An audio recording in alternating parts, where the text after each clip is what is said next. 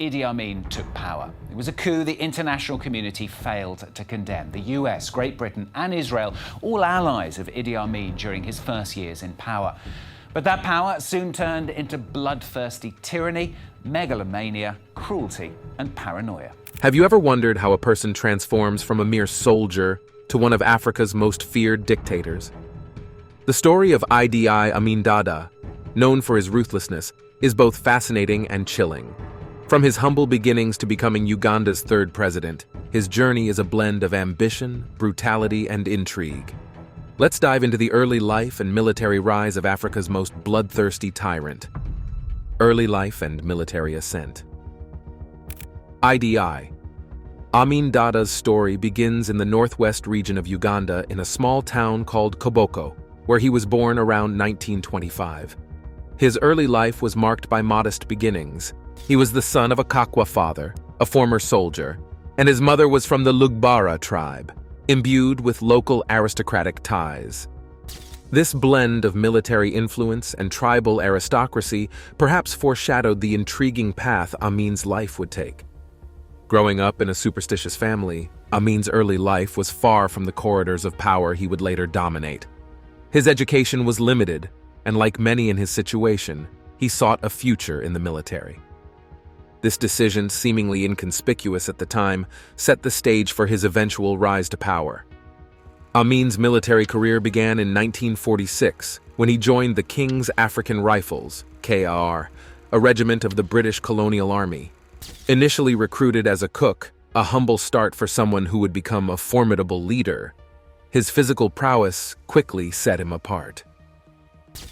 Standing at 6'4" with an imposing build, Amin was the epitome of a soldier in the making. His first real test as a soldier came in 1947 when he was deployed to Kenya and Gilgil. There, Amin served in the 21st Infantry Brigade of the KAR, engaging in operations against Somali rebels in the Shifta War. His performance in these operations earned him rapid promotions, rising through the ranks to become a corporal and then a sergeant by 1953. His role in suppressing the Mau Mau uprising in Kenya further bolstered his military reputation.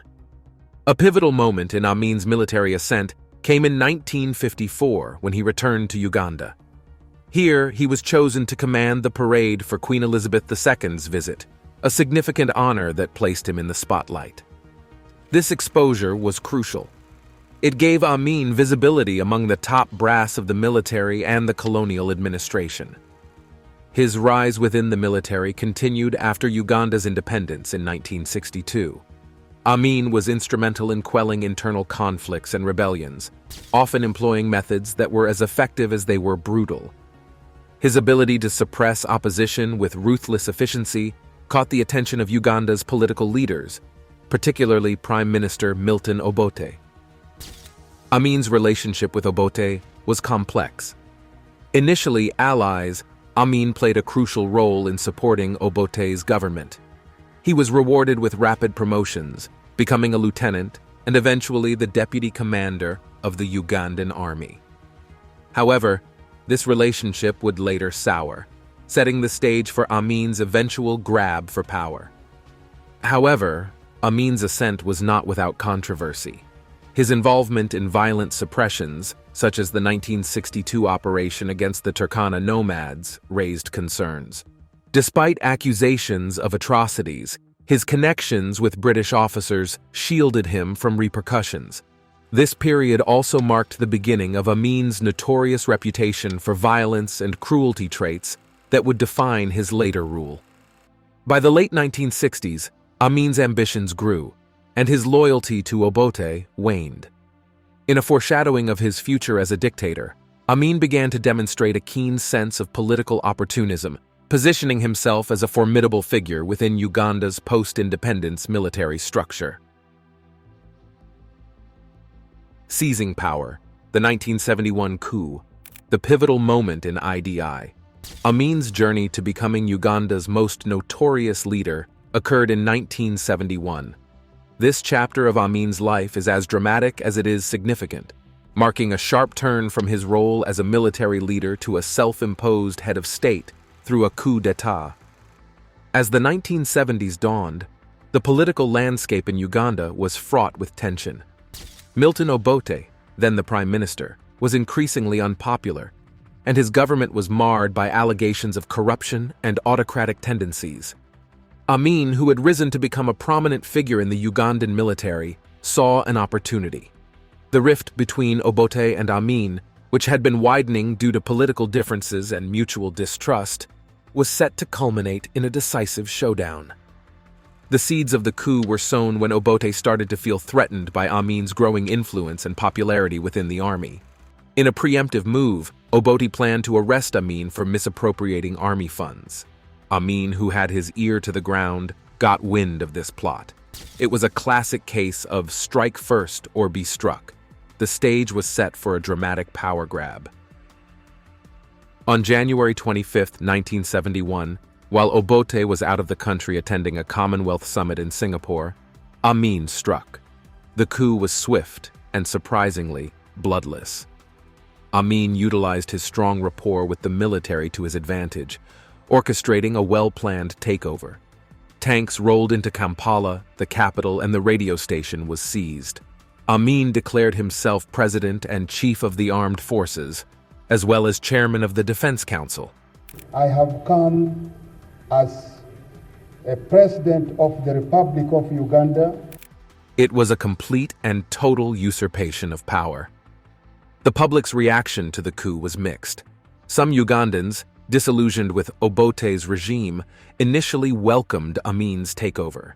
They saw in him a potential savior who could steer the country away from corruption and economic decline. This initial optimism was, however, short-lived. Internationally, the reaction was cautious. While countries like Britain and the United States were initially ambivalent, seeing Amin as a possible bulwark against communism in the region, they soon realized the nature of the regime they were dealing with.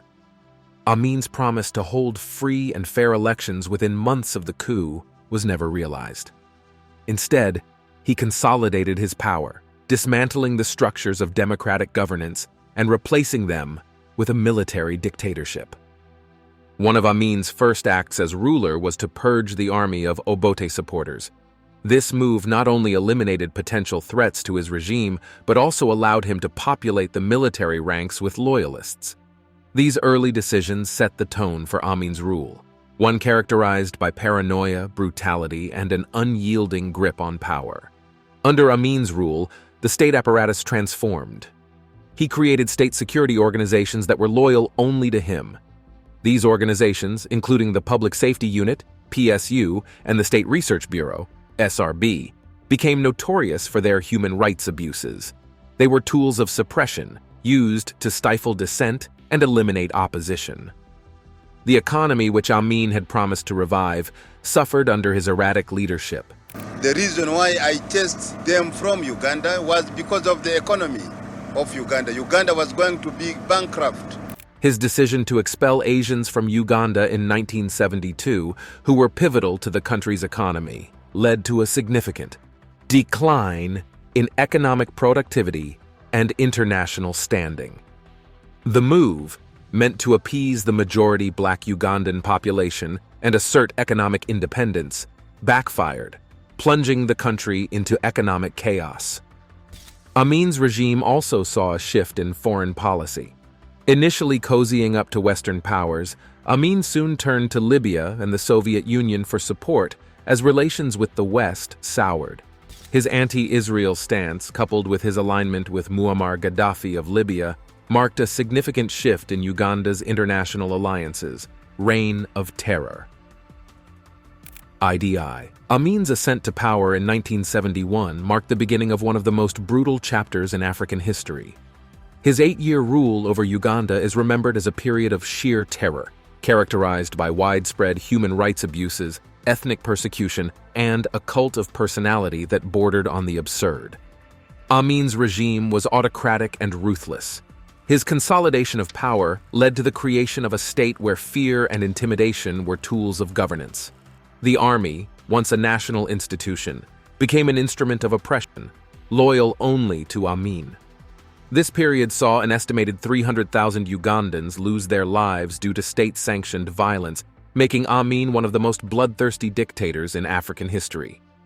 Under Amin, Uganda witnessed an unprecedented scale of human rights abuses. The Public Safety Unit, PSU, and the State Research Bureau, SRB, Amin's secret police, were central to this. They were tasked with rooting out opposition, leading to arbitrary arrests, torture, and extrajudicial killings. The notorious Nakasero State Research Bureau headquarters became a symbol of fear, where countless Ugandans were tortured and killed. The victims included political opponents, intellectuals, journalists, and even Amin's perceived enemies within the military. Amin's reign was also marked by ethnic cleansing. Certain ethnic groups, particularly the Acholi and Langi tribes, were targeted due to their perceived loyalty to the previous regime. The military and security forces carried out mass executions and purges within these communities. Amin's paranoia and distrust extended to Asians in Uganda, culminating in the expulsion of about 80,000 Asians in 1972.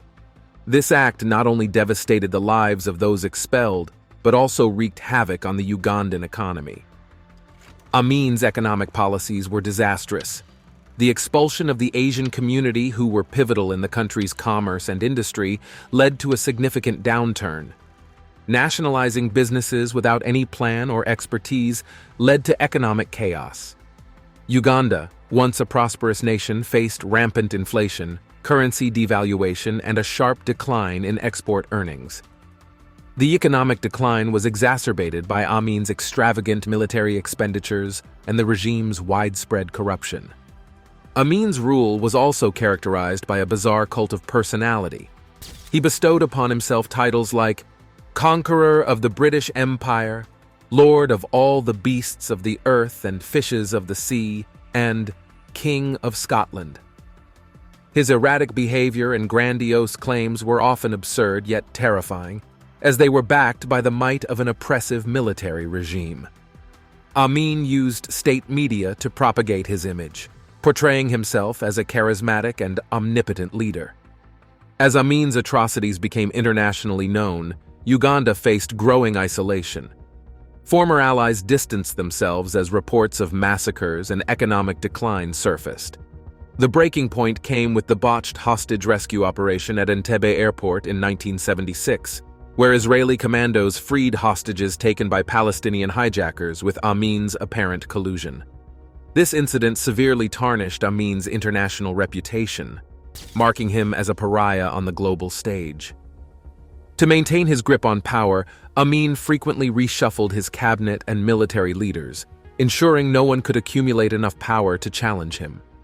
He relied heavily on the military for governance, often addressing the nation in military uniform, symbolizing his rule by force. Amin's reign was a constant cycle of purges and replacements, creating an atmosphere of fear and uncertainty even among his closest allies. International relations and isolation. IDI Amin's rule significantly impacted Uganda's position on the global stage. His tenure, marked by erratic and often hostile foreign policies, led to increasing international isolation. This period witnessed a complex web of shifting alliances and diplomatic blunders that further entrenched Uganda's status as a pariah state under Amin's leadership. Initially, Amin's seizure of power was met with a cautiously optimistic international response. Western powers, notably Britain and the United States, perceived Amin as a potential ally against the spread of communism in Africa. They were disenchanted with Obote's socialist-leaning policies and hoped Amin's military background would stabilize the region. This early period of diplomatic honeymoon, however, was short-lived. A significant turning point in Uganda's international relations came with Amin's decision to expel the Asian community in 1972. This move, justified as an effort to return the economy to Ugandan hands, had far-reaching consequences. It not only crippled the Ugandan economy, but also strained relations with Asian countries, particularly India, and drew widespread international condemnation. This act also soured relations with Britain, as many of the expelled Asians held British passports. As relations with Western countries deteriorated, Amin turned to alternative sources of support. He forged closer ties with Libya under Muammar Gaddafi and the Soviet Union. aligning with the Eastern Bloc during the Cold War. Libya, in particular, became a key ally, providing financial and military aid. Amin's embrace of these nations was part of a broader strategy to counterbalance the loss of Western support and to challenge what he perceived as neo-colonial influence in Africa. Amin's relationship with Israel initially started off positively, but it underwent a dramatic reversal. In 1972, he severed ties with Israel, aligning instead with Arab nations and openly supporting the Palestinian cause.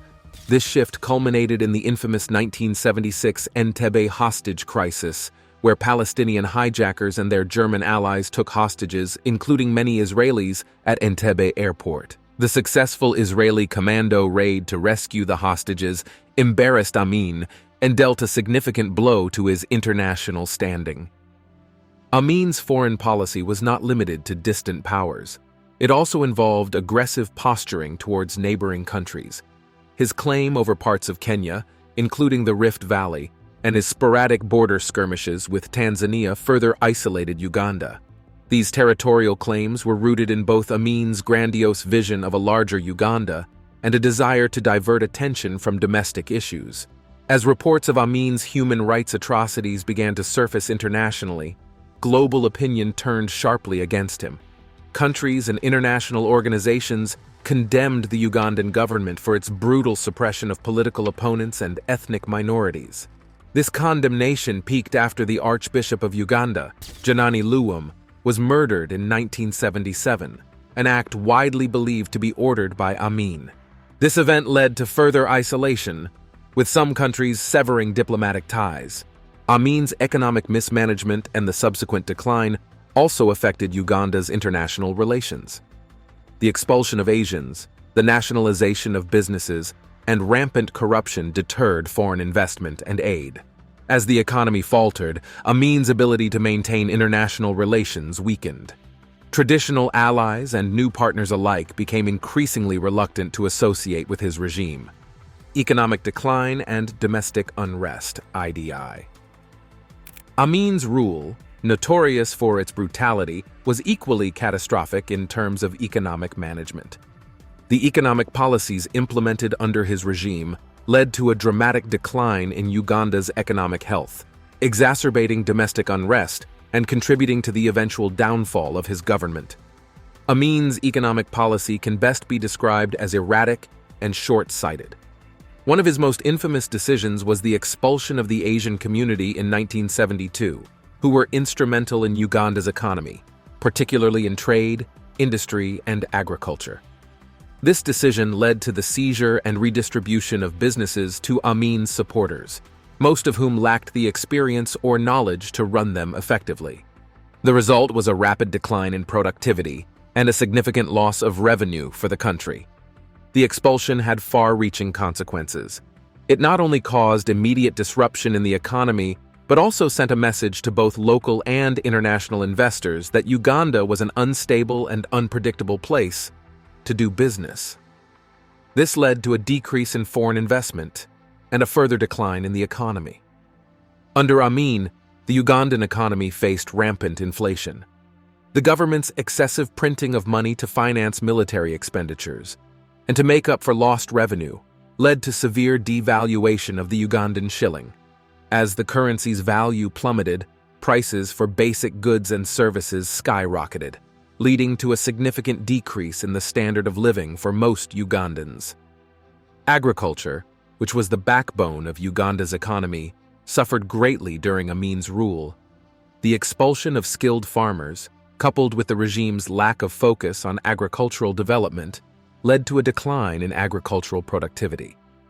This was compounded by the regime's policy of exporting food to earn foreign currency, which led to food shortages within the country.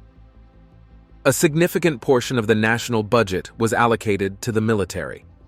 Amin's focus on maintaining a strong military force to consolidate his power meant that less money was available for essential services and economic development. This military-first approach not only drained the national treasury, but also contributed to the neglect of vital sectors of the economy. Corruption was rampant in Amin's government. The regime was characterized by widespread embezzlement of state funds, misallocation of resources, and a lack of transparency. This systemic corruption further weakened the economy and discouraged both domestic and international investments. As Amin's human rights abuses became more widely known, Uganda faced increasing international isolation. This led to a decrease in foreign aid, which had been a significant source of revenue for the country. The withdrawal of this aid, combined with a reduction in foreign investment, further exacerbated the economic crisis.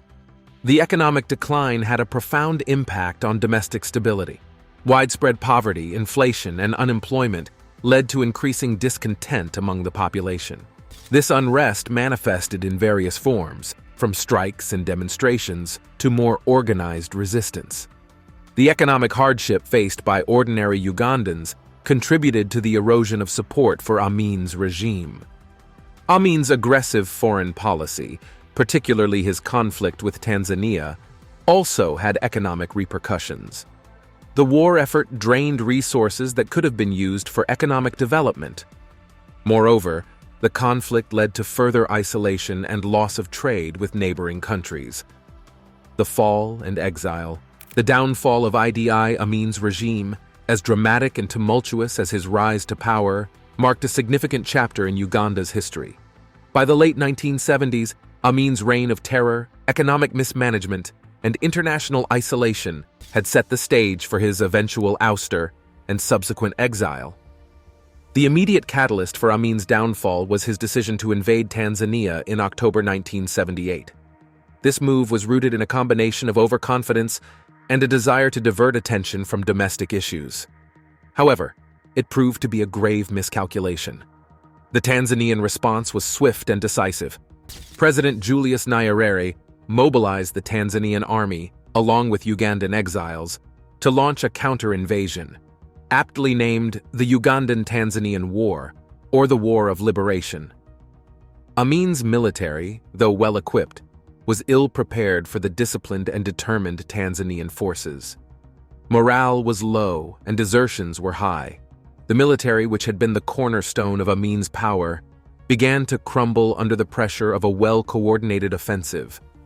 The war exposed the weaknesses of Amin's army: poor leadership, lack of discipline, and over-reliance on brute force without strategic acumen. By April 1979, the Tanzanian forces and Ugandan exiles had made significant inroads into Uganda, culminating in the capture of Kampala, the Ugandan capital. Amin's regime was effectively over. As the Tanzanian-led forces closed in, Amin fled the country. His departure marked a cowardly end to a regime that had ruled through fear and brutality. Amin first sought refuge in Libya, where he was welcomed by his ally, Colonel Muammar Gaddafi. However, his stay there was short-lived. Seeking a more permanent sanctuary, Amin moved to Saudi Arabia, where he was granted asylum. The Saudi government, motivated by a combination of diplomatic reasons and Amin's conversion to Islam, allowed him to live in the country on the condition that he stayed out of politics.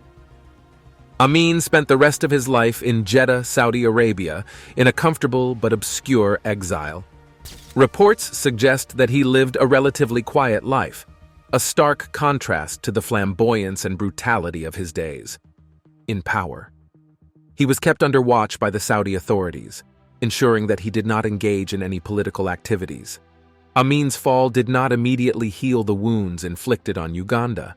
His regime had left the country in ruins, economically battered, socially divided, and politically unstable. The human cost of his rule was enormous, with hundreds of thousands of Ugandans dead and many more lives irreparably damaged. The task of rebuilding the nation was daunting and would take years of effort by subsequent governments. Idi Amin died in Jeddah on August 16, 2003. His death was met with mixed reactions in Uganda and around the world. While some viewed it as the end of a dark chapter in Uganda's history, others lamented the fact that he died without ever being brought to justice for his crimes. His death was a quiet end to a life that had been anything but. Idi Amin's impact on Ugandan culture and society. The reign of Idi Amin left an indelible mark on Ugandan culture and society, shaping the country in ways that extend far beyond his immediate political and economic policies. This chapter explores the profound and lasting impact of Amin's rule on the social fabric, cultural expressions, and collective psyche of the Ugandan people.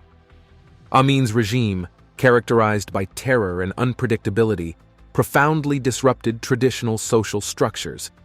The frequent and arbitrary purges targeting specific ethnic groups and perceived political enemies tore apart communities and families. The resulting fear and mistrust permeated everyday interactions, altering social dynamics and community cohesion for years to come. Amin's policies, particularly his manipulation of ethnic divisions for political gain, had a lasting impact on national identity. The sense of a unified Ugandan identity was severely undermined, replaced by an increased awareness of ethnic differences. The aftermath of his rule saw a country grappling with the challenge of rebuilding a sense of national unity and harmony. The brain drain that occurred under Amin, where intellectuals, professionals, and skilled workers fled the country, had a significant impact on Ugandan society. The loss of these individuals left a void in various sectors, from education and healthcare to industry and technology. The absence of this critical mass of knowledge and expertise hindered the country's development long after Amin's fall. Amin's reign had a complex impact on cultural expression. On one hand, it stifled artistic freedom and expression, with artists and intellectuals being targeted by the regime. On the other hand, it led to the emergence of a form of resistance art and literature, both during and after his rule, as artists sought to process and critique the traumatic experiences of this period. The education sector suffered greatly under Amin, with schools and universities being closed or suffering from a lack of resources and qualified teachers. This disruption had a ripple effect on the development of Ugandan youth, affecting their educational attainment and prospects for future employment. Religion played a complex role in Amin's Uganda. His conversion to Islam and subsequent favoritism towards Muslims led to changes in religious dynamics and practices. The regime's interference in religious institutions, combined with the general climate of fear and oppression, impacted the way religious communities functioned and interacted with each other. The psychological trauma inflicted on survivors of Amin's brutality left deep scars. Many Ugandans experienced loss, fear, and trauma, which affected mental health and societal dynamics. The collective memory of this trauma continues to influence the national psyche and attitudes towards governance and leadership. Post-Amin, Uganda faced the monumental task of rebuilding its social fabric. Efforts at reconciliation and rebuilding have been central to addressing the divisions and traumas of Amin's era. These efforts have included truth and reconciliation processes, community dialogues, and attempts to restore the social cohesion that was damaged during his rule.